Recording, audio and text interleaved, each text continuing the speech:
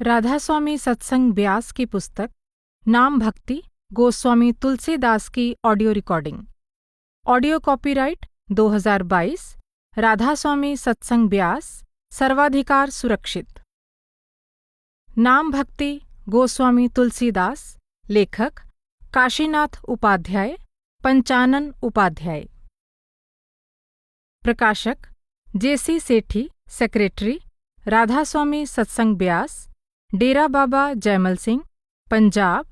Copyright 1989 2003 Radhaswami Satsang Beas, सर्वाधिकार सुरक्षित, पहला संस्करण 1989।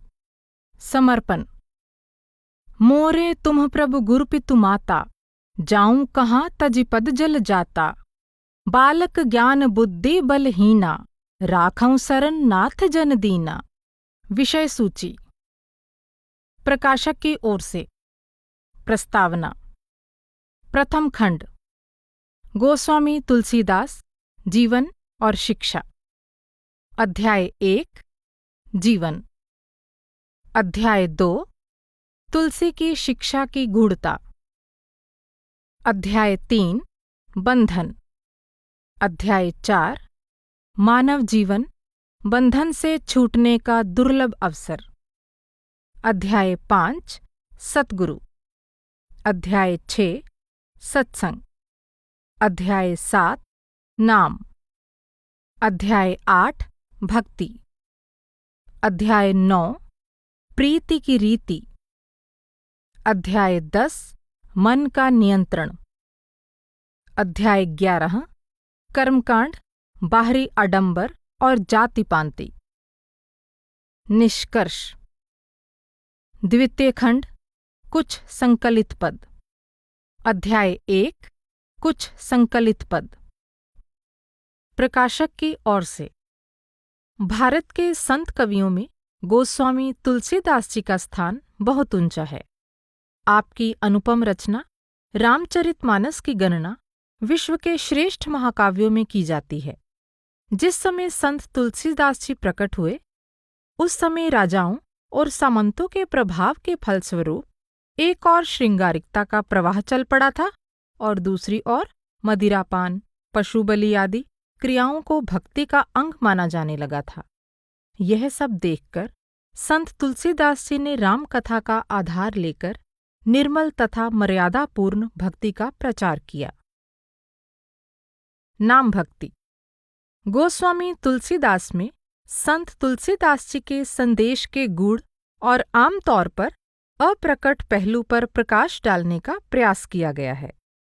उन्होंने जिस राम की भक्ति की प्रेरणा दी है, वह प्रकट रूप में तो राजा दशरथ के पुत्र और अयोध्या के राजा हैं, परंतु तुलसीदास जी ने मानस में स्थान स्थान पर संकेत दिए हैं कि राम से उनका तात्पर्य उस सर्वव्यापक शक्ति से, उस परम पिता परमात्मा से है, जिससे संपूर्ण सृष्टि की रचना प्रकट हुई है, जिसकी सेवा में अनेक शिव, ब्रह्मा, विष्णु, इंद्र आदि देवता खड़े हुए हैं और जो असंख्य खंडों ब्रह्मांडों का स्वामी है।